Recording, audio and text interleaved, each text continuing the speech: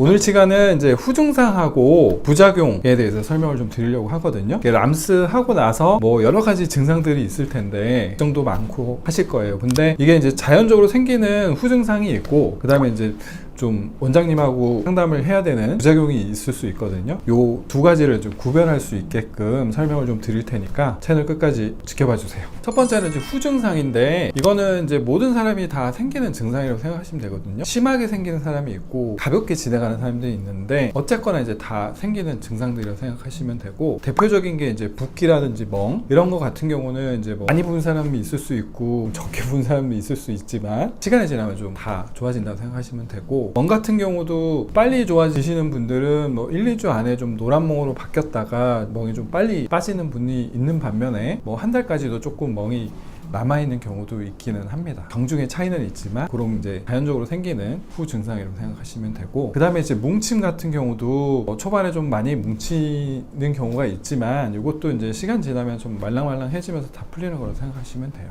마지막으로 이제 감각 이상 같은 경우 뇌살 같지 않고 좀 먹먹한 느낌이 있다가 시간 지나면서 이제 감각이 돌아오는 그런 네 가지 경우는 이제 후증상이라고 그래서 자연적으로 생기는 경우라고 생각하시면 됩니다. 그 다음은 이제 부작용인데, 요거는 이제 부작용 같은 경우는 주치의와 상의를 좀 해야 되는 부분이긴 하거든요. 부작용 중에 첫 번째는 이제 감염인데, 저희가 이제 뭐 감염 예방하기 위해서 주사 항생제도 쓰고 먹는 항생제도 이제 처방을 해서 예방을 하려고 하고 있지만, 부득이하게 또 감염이 생기는 경우가 있을 수가 있는데, 감염 증상은 이제 제일 흔한 게 열감이에요. 열감. 만졌을 때 되게 통증이 되게 심하거든요. 열감과 통증, 이런 게 붓기와 열감, 통증 이렇게 세 가지가 있다 그러면 감염을 의심하고 주치의와 상의를 좀 해봐야 되는데, 시술 후 초반 하루 이틀은 또는 한 일주일 정도는 가볍게 이제 열감이 있을 수는 있어요. 근데 감염하고 이제 차이점은 약간 비대칭으로 나타나게 되거든요. 감염의 경우에는 한쪽은 안 그런데 한쪽만 좀 많이 부고 열감이 있고 쪽이 많이 빨갛다, 그리고 이제 만졌을 때 되게 통증이 많이 심하다 그러면 감염을 좀 의심하고 상의가 필요한 경우라 생각하시면 됩니다.